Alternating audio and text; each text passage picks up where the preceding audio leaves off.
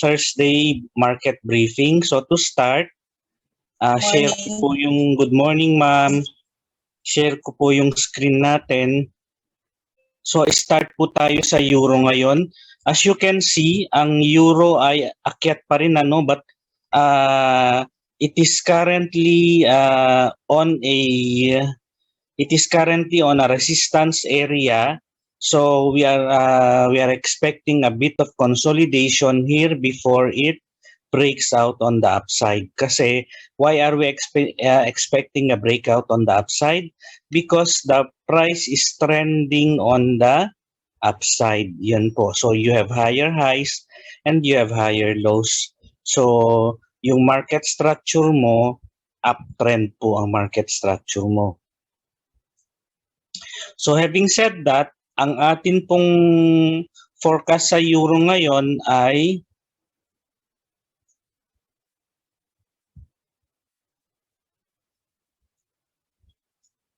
medyo nagbabagal lang po.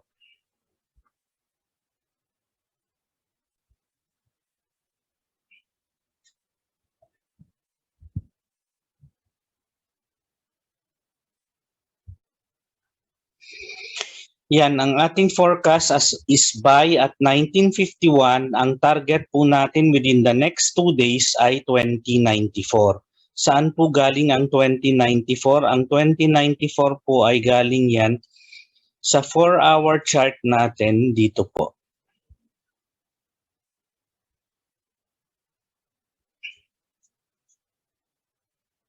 Ito yung this is the area that it has to break before we can expect it to hit this price level.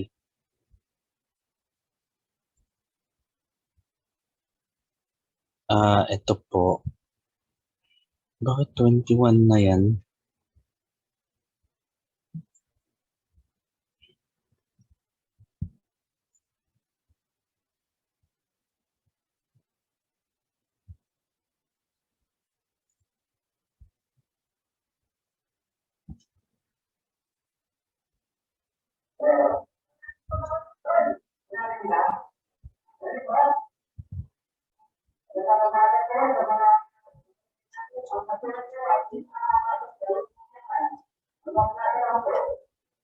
Yan po ang 2094. Kung titingnan nyo yung window sa lower right corner ng screen natin, you will see that the high price there is 1.2094. So pag nag-break po yan dito, pag nag-break po yan dito, ang next target po niya ay ito po. So ang cut loss natin ay 1929 kasi buying po tayo. We have an ATR to consider at 22 pips. Yan po. So kung wala na pong katanungan, tayo po ay lilipat naman sa British Pound.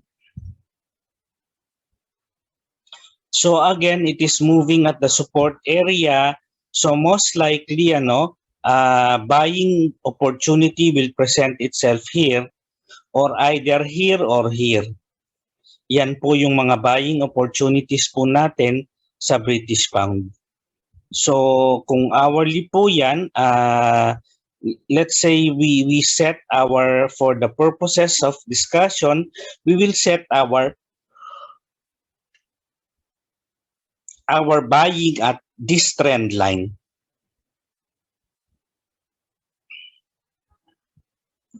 Or kung mag-aantay ka hanggang mamayang hapon, pwede pong hanggang dito po yan. Ito po. Hanggang 37.64. Pero sa ngayon, we are seeing a buying opportunity at least dito po sa 37. Dito sa support na to, which is itong low price na to. Low of 37.67, ano po? So 37.67 yung buying natin at ang target mo within the next 1 to 2 days is 39.18 kasi yung 39.18 po natin ay ito po. Yung high price po niyan is 39.18. So we are expecting it to hit 39.18 pag nag-umpisang umakyat po yan. Kasi kung titingnan mo ang daily niya, akyat naman po ang tinutumbok niya. Yan. So itong whole thing here, it is uptrend in an impending downtrend.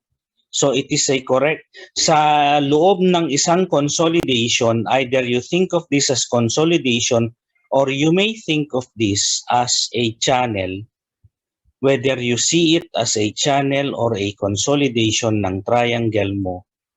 Yan po. So ito po ay paakyat po siya ngayon, so ang pwede niyang i-hit ay ito po. So which is about 38, 38.69, 38.70 ka muna lang. So yung ano mo, before reaching 1.39 na 18, 1.3870 po muna.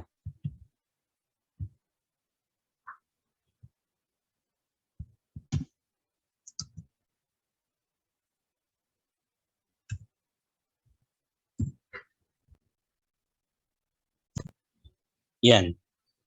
Tapos ang cut loss mo is 37.31 kasi 36 pips po yung ATR natin ano po sa hourly. Yan. So ang ano po, kung wala na pong question sa British Pound, we can now move on sa ating AUD-USD. Yung AUD-USD po natin ay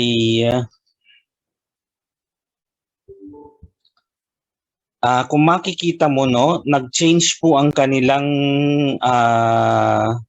nag-change po yung biglang nagkaroon ng upward momentum sa AU dollar. Because ang tinitingnan po natin dito kahapon was downward kasi nga po it was continuously respecting this trend line. It was a support in this area. So we were expecting it that it will become a resistance at this area.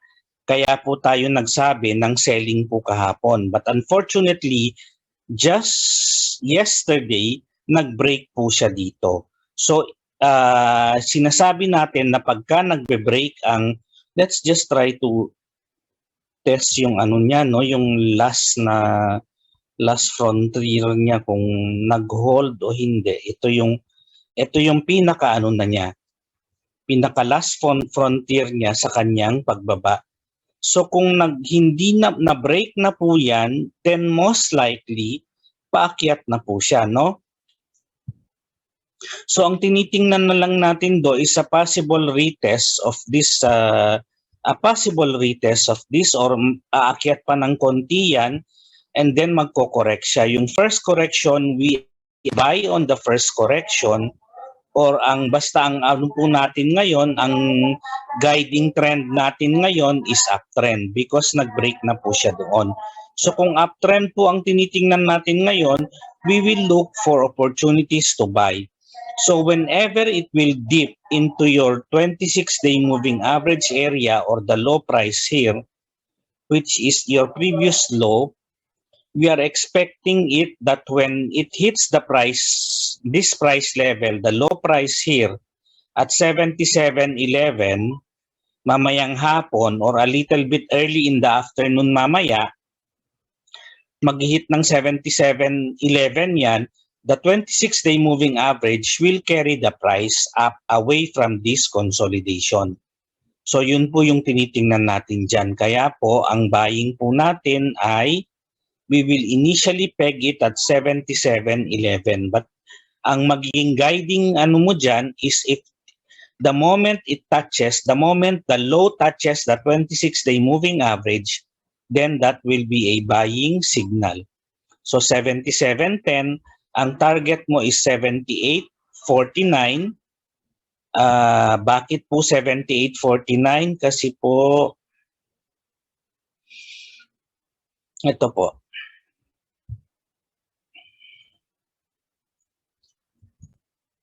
If you notice the high price there, it's 78.49. Tapos yung cut loss mo naman sa hourly mo is based on the ATR of 12.9, which is already, if you round it off, 13. Kaya po dito sa ano natin is 13 times 2 is 26. So 13 times 2 is 26, kaya po ang computation natin is 76.84. Kung wala na pong tanong dyan, we can now move on sa ating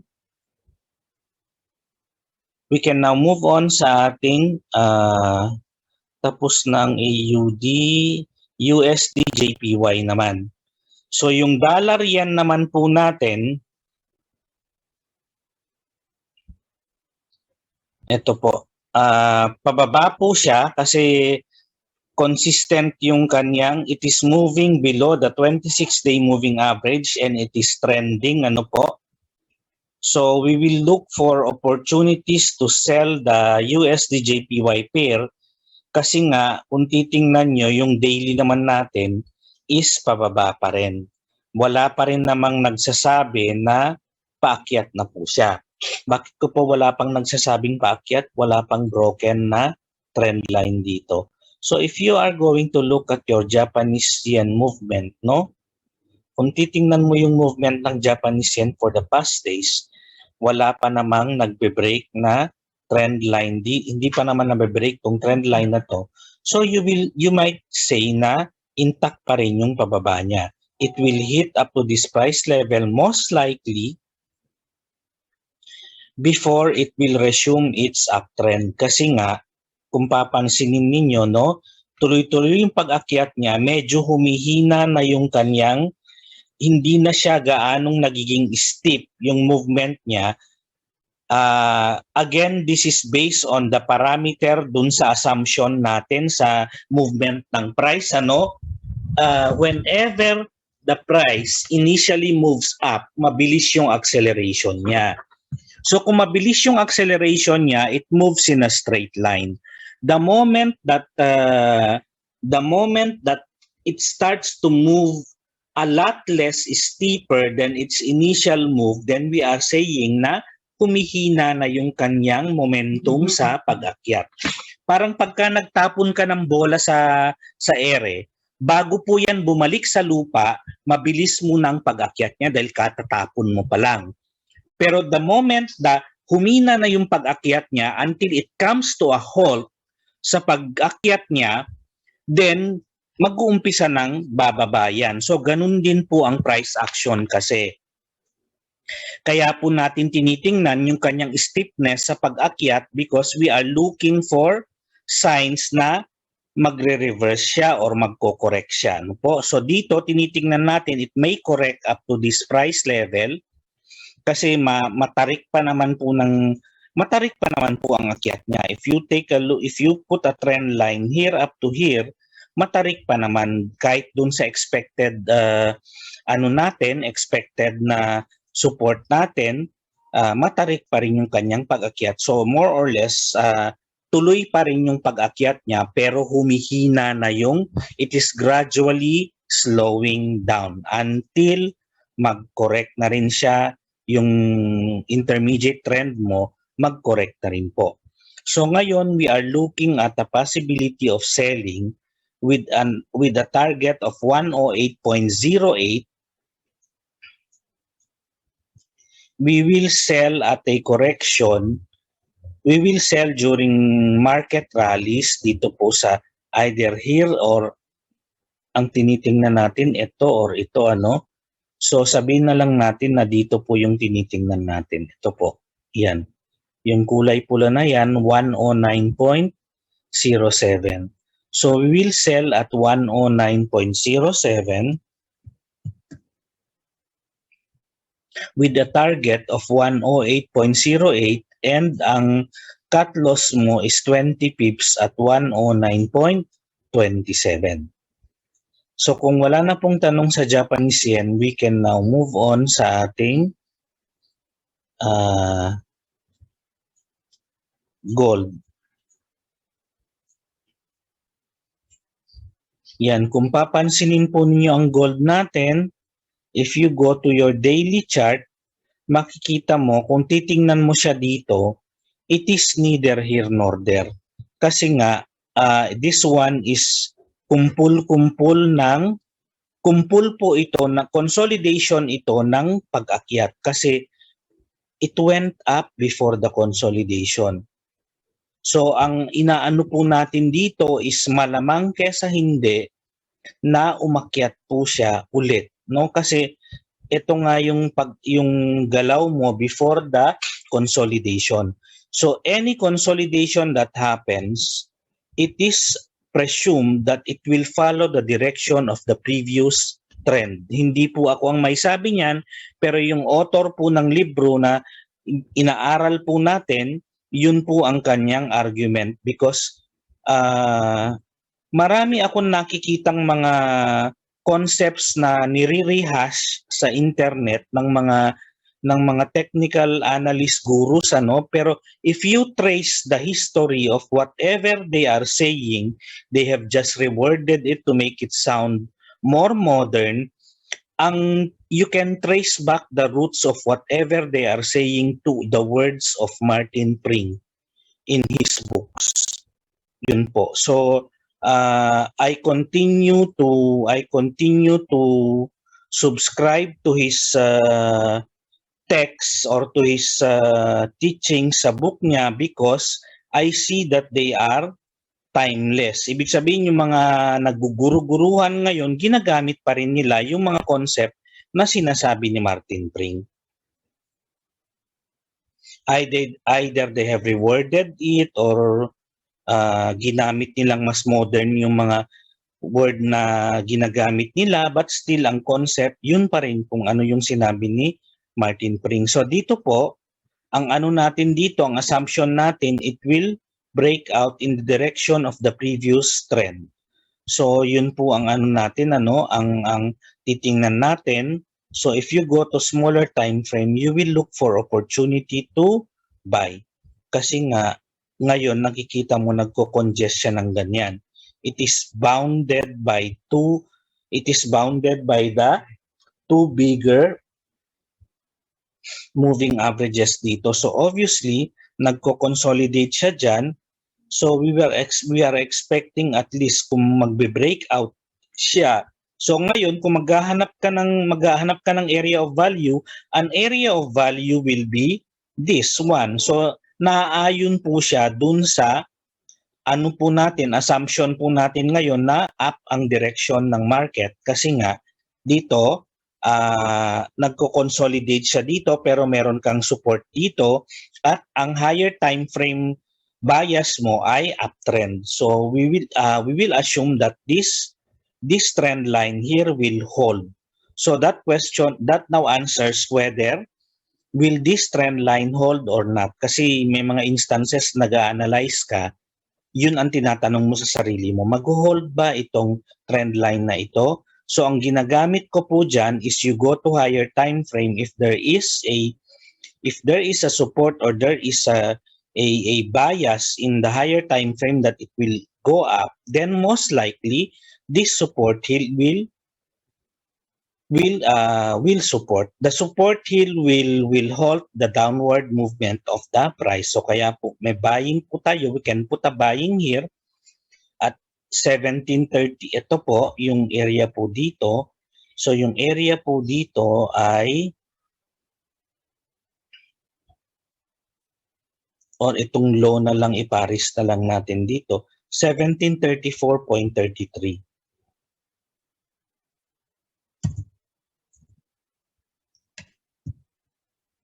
1734.33, ang ano niya, for the purposes of being conservative, hindi po natin ine-expect na magbe-break po siya muna ngayong araw.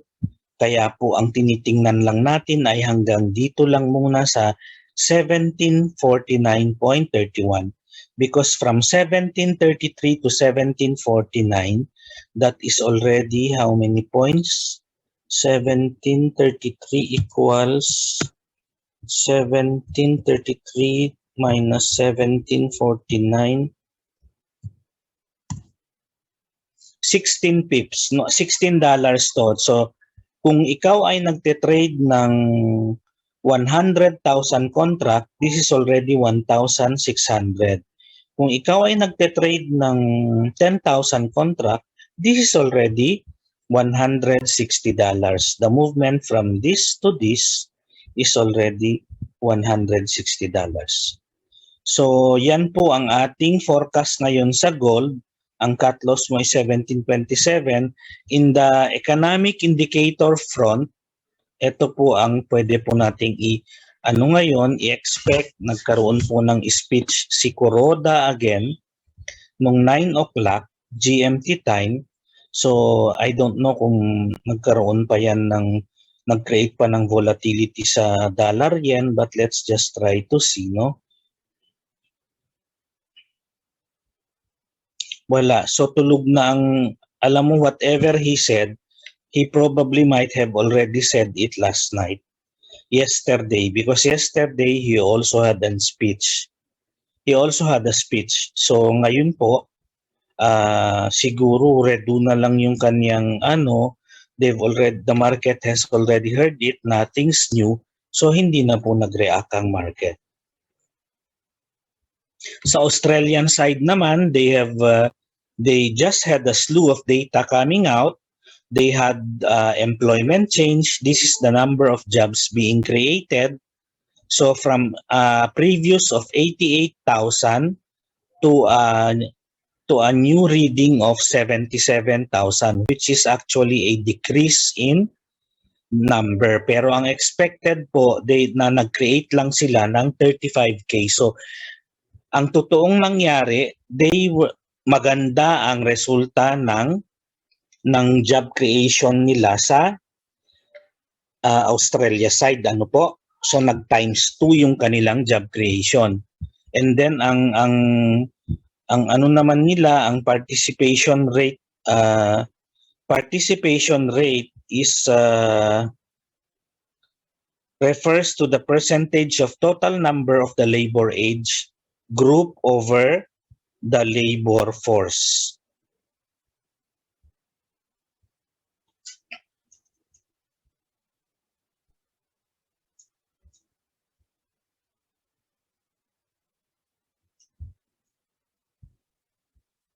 So yung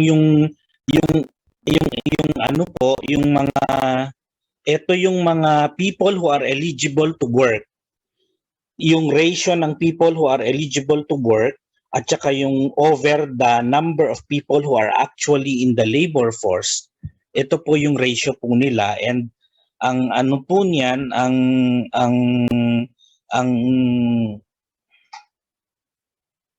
implication po niyan ay kung mas mataas ang participation rate mo, maganda sa ekonomiya mo, because it means that more people who are eligible to work are being employed. Tapos sa unemployment naman, of course, kung mataas ang unemployment mo, it is bad for the currency. So ito, as expected naman, konti lang ang difference. It is actually better than expected. The expected was 5.6, but the actual data I expected was 5.7. Actual data was 5.6. So everything is going good for the AU currency. Kaya po nakikita nyo naman, if you are going to check yung AU currency mo, ay obvious naman po, nagre-reflect sa performance ng kanilang AU dollar, so kaya po tuloy-tuloy po yung pag-akyat niya. And then if you are going to consider the European side naman mamayang hapon, 2:00, meron siyang inflation index dito, which is consumer prices year on year as of March. So yung March of this year and March of last year, they will compare that consumer prices kung ano po yung difference niya. Harmonize yan, so they are going to get the inflation rate from last year of March and this year of March. Tapos sa US side, meron tayong retail sales control group. Ito yung mga malalaking retailers, kaya po control group yan kasi there are retailers in the US whereby they are monitoring constantly yung mga change in prices ng yung mga sales performance ng mga retailers na ito. So pagka tumataas po yan, ibig sabihin dumadami ang bumibili. Yan. So tulad ng Walmart, yun po yung mga kasama po sa ano po nila, sa control group po nila, yung mga malalaking retailers po. And then you have the initial jobless claims. Again, syempre laging tinitingnan yan sa US. It's a weekly report on the number of people queuing for government subsidy. First time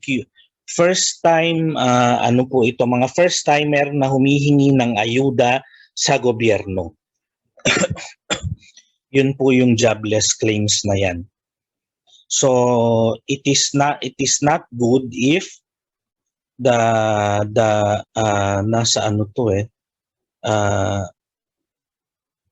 pagka umaakyat po, ibig sabihin hindi po maganda. Pagka bumababa naman, then it is bullish for the US dollar.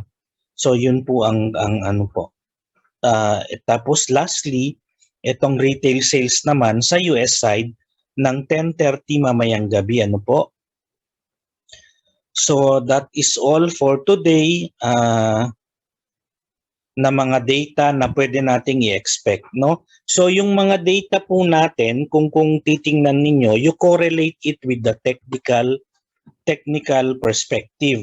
So kung halimbawa ito maganda yung kanyang reading lahat sa fundamental side ng Australian dollar, and then pag tiningnan mo ang Australian dollar mo, up pa rin ang basa niya, so more or less, mas ano ka rito. Rather than if you look at a currency pair na hindi maliwanag yung kanyang fundamental side, ibig sabihin, mix yung data na lumabas. May bad, may good, may bad, may good. So tapos yung titingnan mo yung chart niya, you are better off na piliin yung lopsided, yung report nung data niya. Ibig sabihin, lopsided in the sense na if it is good, it is real good. Everything is good. If it is bad, it is clear and distinct na bad yung data niya. Kasi mas mainam po yung ganon dahil mas alam mo kung ano ang magiging trajectory ng currency. So you do not need to fall in love with a certain currency pair. You just have to identify what is the clearest for this day, and that is what you are going to trade. Yun lang naman po ang ano diyan, yun lang ang sikreto diyan, no? Look for the clearest chart or clearest market direction, and then yun po yung i-trade nyo. Do not challenge yourself na kung magaling talaga ako, I should always be able to predict what is going to happen sa gold. Hindi po ito ganon. Because you are here to make money. And when you want to make money consistently, doon ka sa nakakasiguro ka. Kesa more na nakakasiguro ka, kaya nga may tinatawag dito na high probability trades. So yun po. So on that note, maraming salamat po sa pagsama po sa atin ngayong araw, and hope to see you all again tomorrow po.